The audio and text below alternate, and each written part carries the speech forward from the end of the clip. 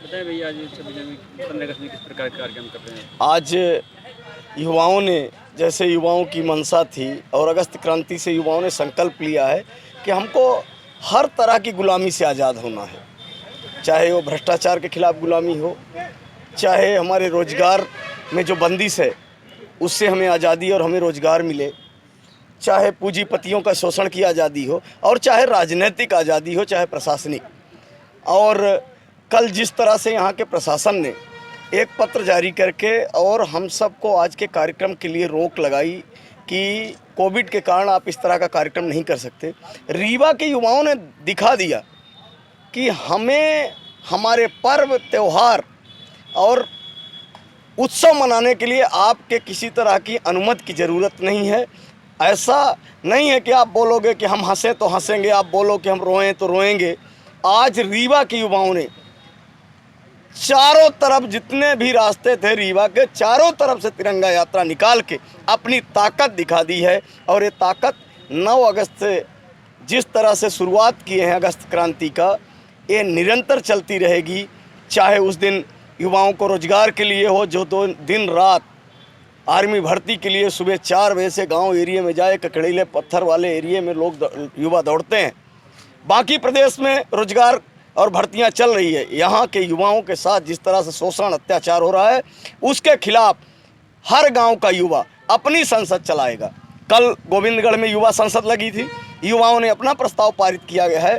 2 lakh copy युवा संसद का प्रस्ताव, युवा के द्वारा पारित प्रस्ताव, युवाओं के लिए पारित प्रस्ताव राष्ट्रपति को भेजा जाएगा अनुमोदन के लिए।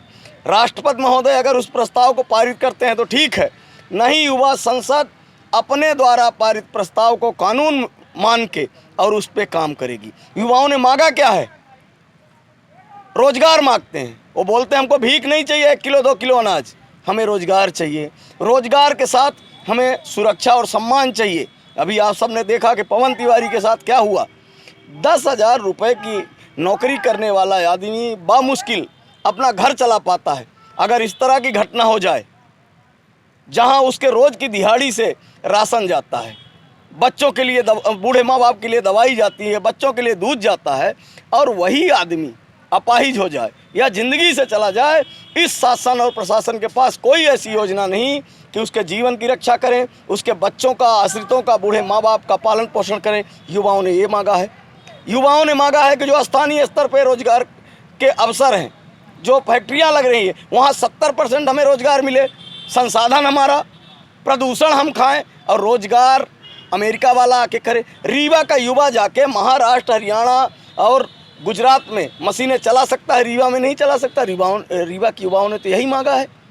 अब रीवा के जो युवाओं की संसद है, ये संसद बिंद से होके पूरे प्रदेश और देश में युवा संसद चलेगी। इसलिए कि जो वोट लेके जाते हैं, संसद में पहुंचते हैं, युवाओं के हितों की बात करने में उनके मुंह में दही जम जाता है।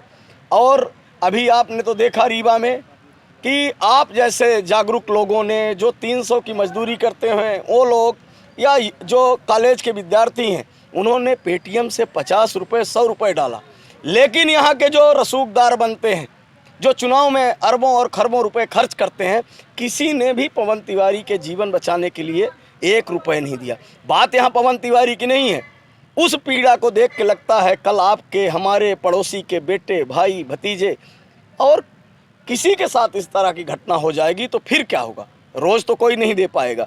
इसलिए अब यहाँ युवा जाग चुका है। अपनी संसद हर ब्लॉक में युवा लगा रहा है और 2 लाख प्रतियाँ राष्ट्रपति के नाम भेजी जाएंगी अनुमोदन के लिए। और उसके बाद रीवा में एक बृहद संसद चलेगी। ये आपको संकल्प पत्र आपके माध्यम से हम सबके पास पहुंचाना चाहते हैं।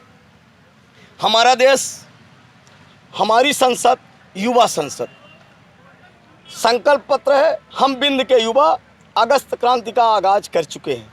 हम युवा अपने हक और अधिकार के लिए किसी पर निर्भर नहीं हैं। हम युवा अपनी लड़ाई खुद लड़ेंगे।